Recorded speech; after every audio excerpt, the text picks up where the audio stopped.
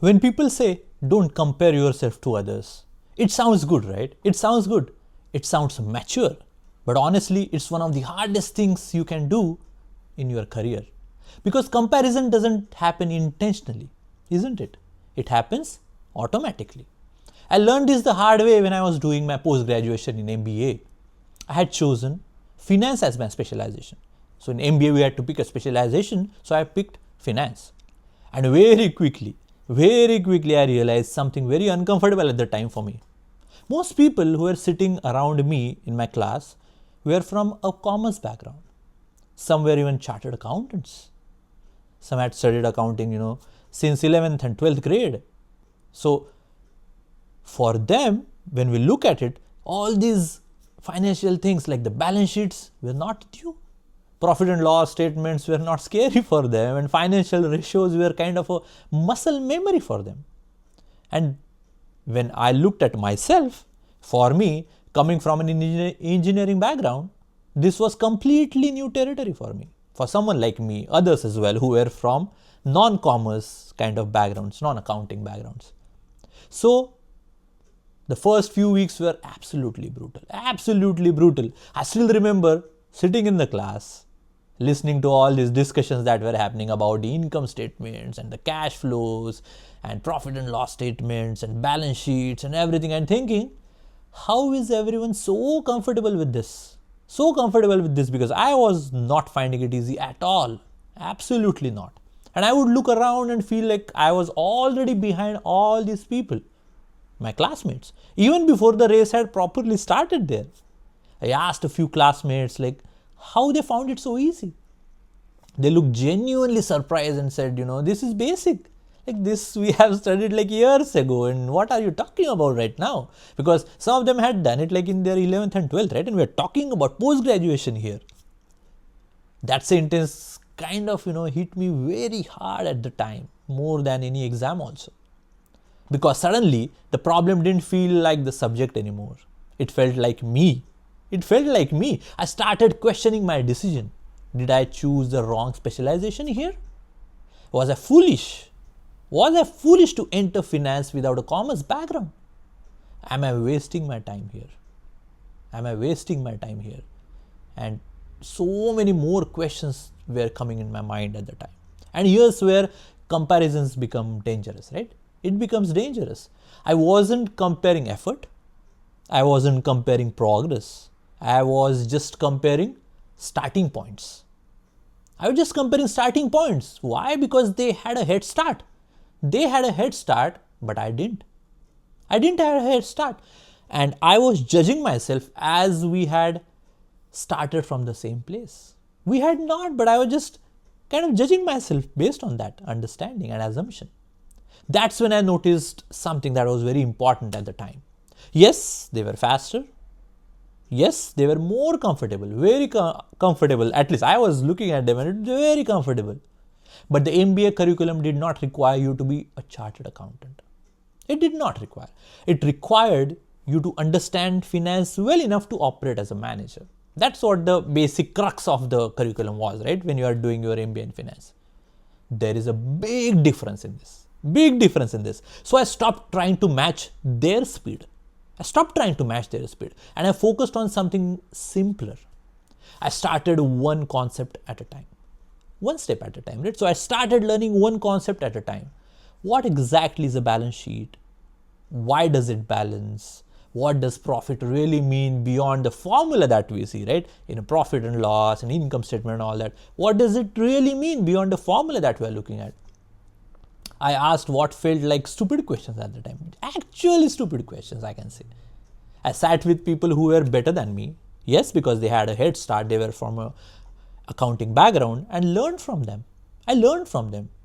And I know we have to, swallow our ego, our confidence at the time.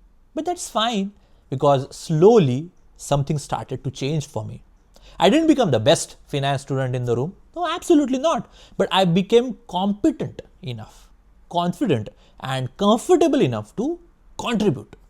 And more importantly, I stopped feeling inferior. That was a big feeling for me. I stopped feeling inferior, That's when I understood a career lesson that stayed with me like for so many years. Like this is like so like a decade back I'm talking about when this happened, more than a decade actually. When you compare yourself to people who had a head start, you are not measuring growth. You are not measuring growth, you are measuring disadvantage. You are just measuring disadvantage because they have that head start and you don't. And the disadvantage always feels personal, even when it's structural. And this happens everywhere in the career. It's happened everywhere in the career. An engineer compares himself to someone who has been coding since school, probably. A first generation professional compares himself or herself to someone with family guidance, right? A newcomer compares himself to someone who already knows the system in and out. Same race, but different starting lines, isn't it? And when you ignore that, confidence quietly erodes. When I remember the things that I had to go through at the time and how I had to push through, I think here is the reframe that helped me at the time. Instead of asking, why am I behind them? I started asking, am I better than I was 6 months back? I know this question is boring, it is not glamorous, it is not something, easy to say, difficult to implement, but it's an honest question. And honesty builds long-term confidence for us, not for anyone else, but for us. Let me add one small human truth here. Nobody wakes up excited to compare themselves unfavorably before a breakfast today, right? It just happens. The goal is not to eliminate comparison. No, that's not the goal. The goal is to contextualize it. If someone is ahead because they started earlier, that's not failure, right? That's simple math. Your job is not to erase the gap instantly. Your job is to close it steadily. You don't have to do it instantly, right? Okay, another thing I learned not at the time but later in my career, and that's why it's important for me to share it with you, because this happened later in the career for me. Many of the people I felt intimidated by early on did not necessarily do better in their careers. Some did, but some didn't. Because careers reward adaptability, not just early expertise with the head start anyone gets, right? So it's not that the careers are going to be rewarding those. The ability to enter unfamiliar territory, learn under pressure and stay composed while feeling behind. Well, that is a real skill. And ironically, people who never struggle early often struggle later when things stop coming easily. Now, that MBA experience that I had taught me lot of things early in my career that has helped me so much. But it taught me something deeper than finance at the time, if I remember and reflect on now. It taught me how to survive environments where I wasn't the smartest person in the room. I was definitely not the smartest person in that room. And that skill helped me far more than any individual subject.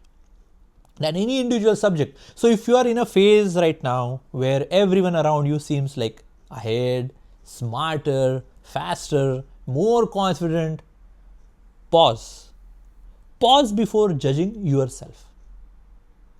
Why? Because I have gone through this and I'm trying to share it, what worked for me. Ask one question instead. Am I actually incapable or am I just new? Am I actually incapable or am I just new?